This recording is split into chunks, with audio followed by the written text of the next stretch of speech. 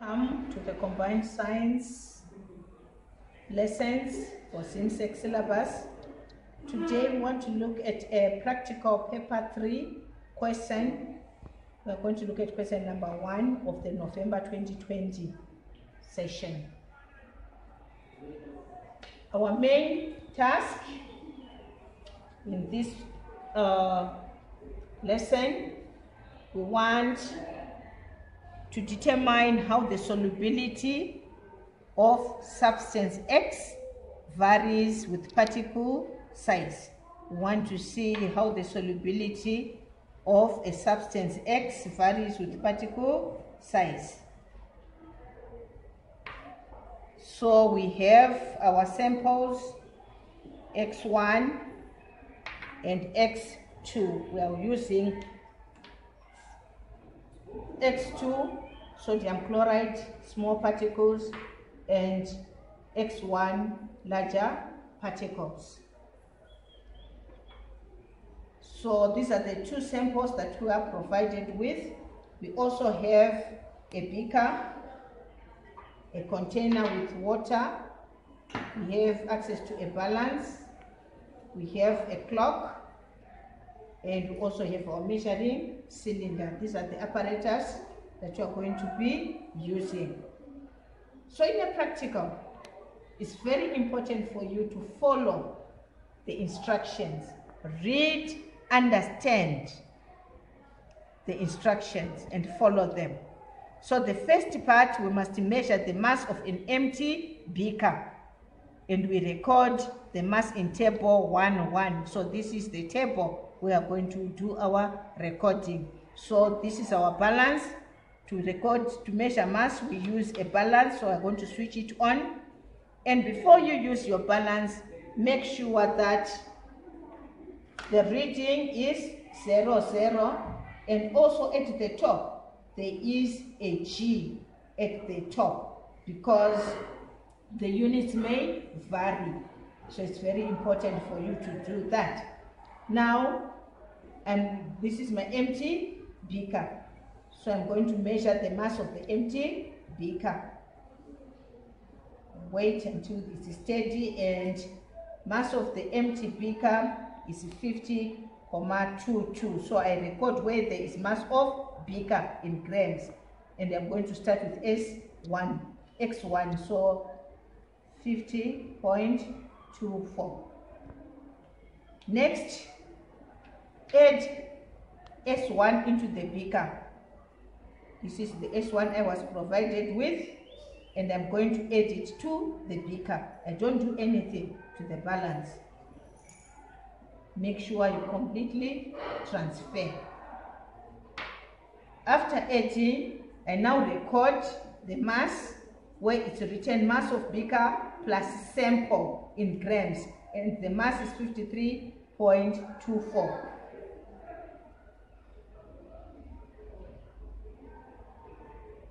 So for me to find the mass of the sample used, I simply now subtract. I subtract 50.24, which is the mass of the beaker, from the mass of beaker plus sample. So it's now 53.24 minus 50.24, and this gives us 3,00. Mind the number of decimal places. Our balance records correct to 2 decimal places, so my masses should also be correct to 2 decimal places. Now I have the mass and I've recorded, calculated the mass. I've done that. The next stage is to measure 50 cubic centimeters of water. And the instrument which is appropriate for measuring liquid volume is the measuring cylinder. So I'm going to take the measuring cylinder and I'm now going to record. To pour the liquid, and the graduations on my measuring cylinder is such that each small line is representing 1 cubic centimeter. So this is 10. So the next small line is now representing 1. So I'm going to read 10, 11, 12, 13, 14, 15. That's how basically you are going to read. So 25 mark, the meniscus should sit on that line. And when measuring liquid volume, you place your measuring cylinder on a level, flat surface. I'm going to get to the mark using a wash bottle for better accuracy.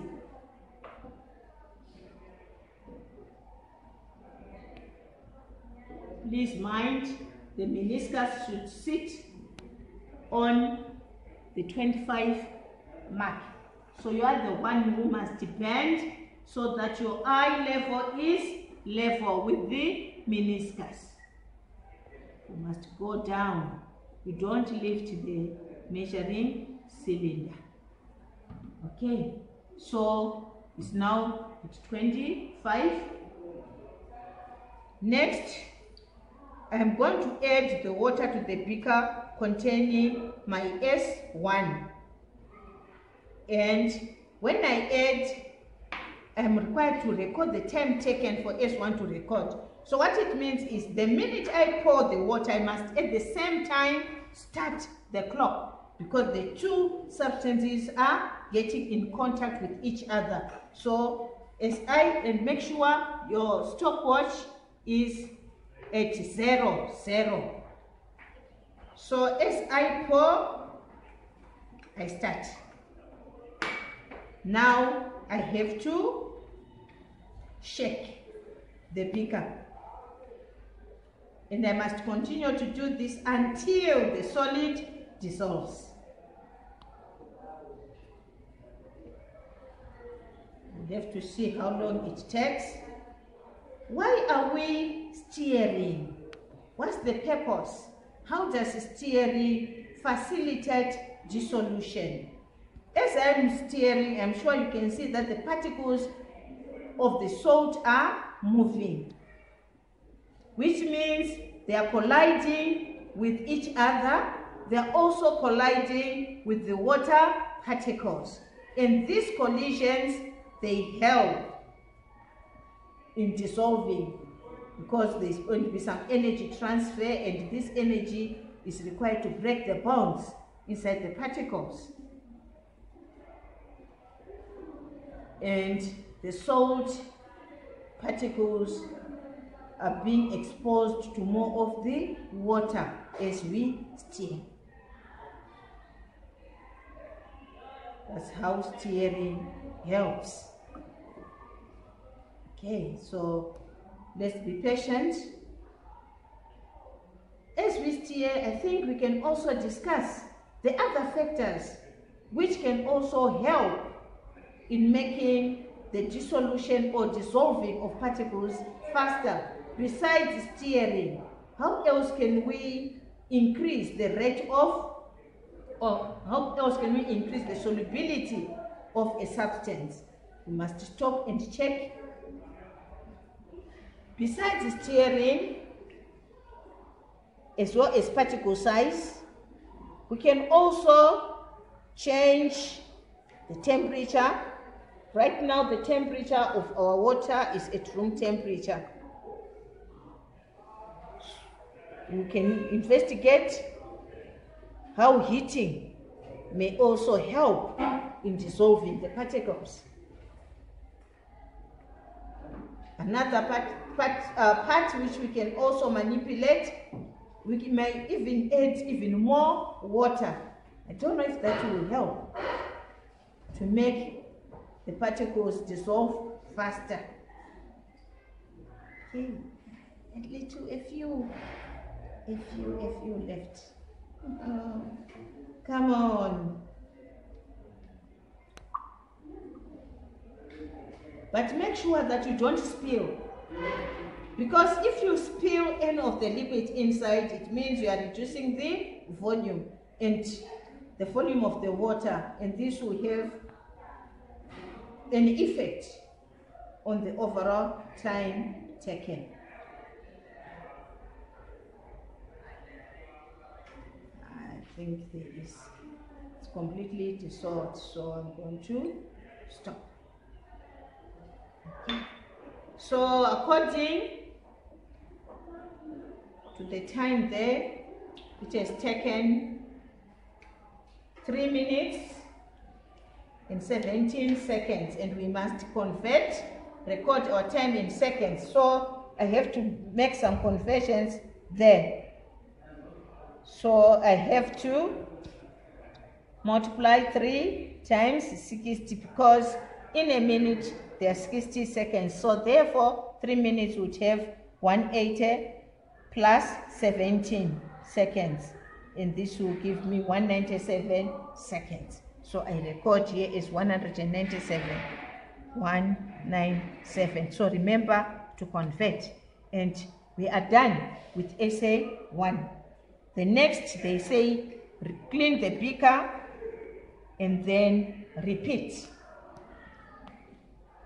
So we are going to throw this away. The beaker. So now we are going to repeat the procedure that we performed using S1. We are going to repeat it using S2. So switching on my balance, it's at 0, 0. I now measure the mass of the empty beaker, 50.24.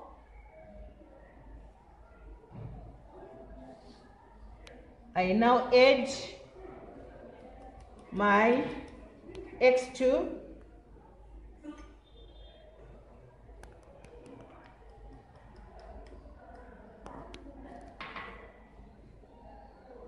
$53.26.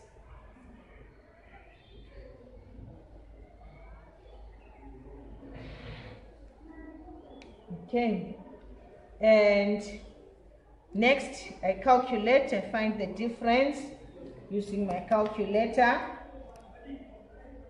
So 53.26 minus 50.24.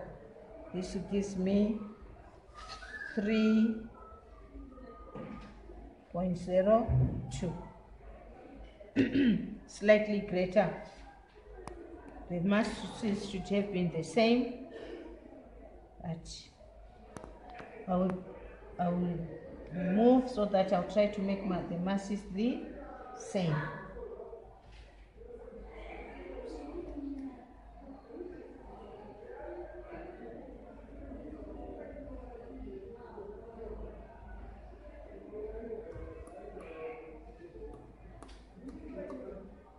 Okay, it's now 53.24. So that is now a 0 there.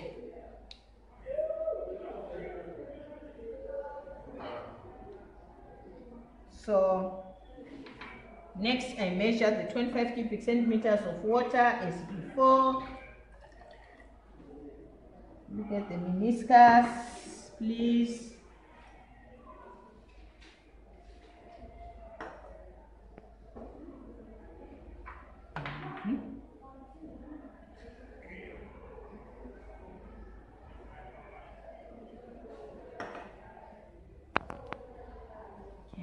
So now it's 25. I now pour. I reset my stopwatch so that it goes back to 0. And as I pour, I start. And then I start the swelling process.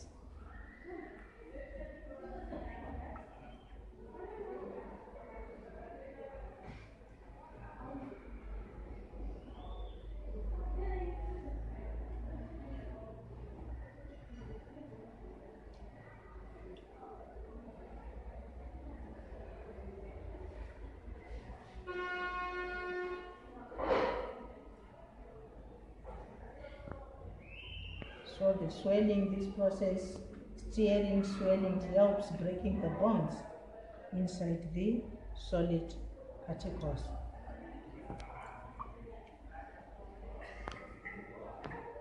Gentle, gentle, gentle, gentle. Let's not spill. And I think it's no more solid.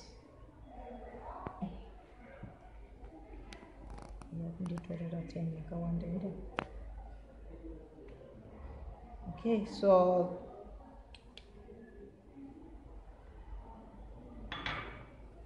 the solid has dissolved, and the time 1 minute 33 seconds and 25 milliseconds, less than 50 as a salt. I don't consider them.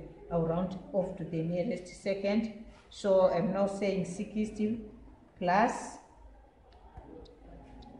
33, and this will give me 93 seconds. This is the time taken for S2 to dissolve. 93 seconds. So I'm not going to use the results. I'm not going to use the results. Identify with the reason the sample that dissolved faster. So the sample which dissolved faster is sample X2. The reason is it took less time.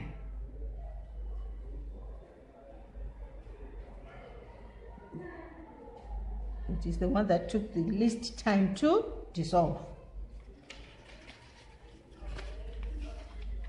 Then state the two quantities that were kept constant in the experiment. So the quantities which were kept constant here: volume of the water, we use 25 in each, volume of water, the mass of the sample, even the temperature. We can also consider that the temperature was also kept constant. So these are the controlled variables for this particular experiment. They had to be kept the same so that they don't have any effect. We only want to see how particle size affects. Therefore, the independent variable in this practical are the particle sizes, and the dependent variable, the quantity which we were measuring, was the time taken. See? Calculate the concentration in grams per cubic centimeter of the solution formed when sample S2 dissolved in the water. So 3 grams of the sample was dissolved in 25 cubic centimeters of water. So if 3 grams dissolved 3 grams in 25 cubic centimeters. So if it's now concentration, we are simply finding the mass that we should dissolve if the volume of water we are using is 1,000 cubic centimeters. Therefore, we simply use simple proportion. So in 1,000, definitely you are going to dissolve more. Hence, 1,000 over 25 times 3. And this will give me 120 grams per dm cubed. So this is the mass. You must take, you weigh 120 grams and you dissolve it in 1,000 cubic centimeters. And if you do this, the resulting solution would have the same concentration as the 3 grams in 25 cubic centimeters. Because solubility at the end of the day is you are looking at the amount of solute which dissolves in a given volume of solvent. Okay. State one change that can be made to the procedure to increase the rate of dissolving the sample. In order to increase the rate, we can heat the sample, hence increasing the rate of collisions. So heat to increase the kinetic energy of the particles so that they can also now collide faster and dissolve faster. State what would be the effect of not stirring the mixture. If you do not stir, then collision frequency is decreased, hence we also decrease the solubility of the particles. Therefore, they will take a much longer time to dissolve. so solubility decreased,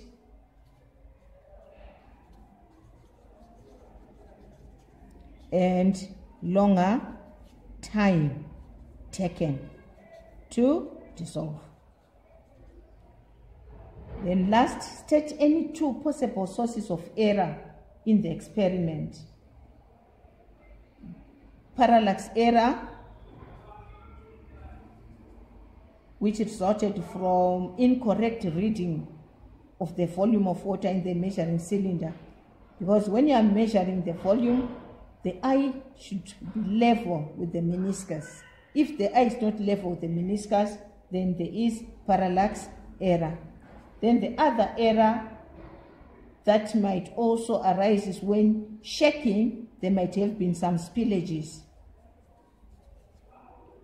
And these spillages would decrease the volume of the solvent, and hence this will also give some inconsistencies. Then we were supposed to take the time taken for the substance to dissolve, which now means the minute you add the water, you must also start the clock at the same time. And this process might not have been that simultaneous, hence this could also result in some errors. The pouring of water into beaker with salt and starting stopwatch, not simultaneous. It was not simultaneous, which means this did not occur at the same time. So these are some of the possible sources of errors. So this is the end of our task. Please remember, subscribe if this is your first time to watch this channel, like and share.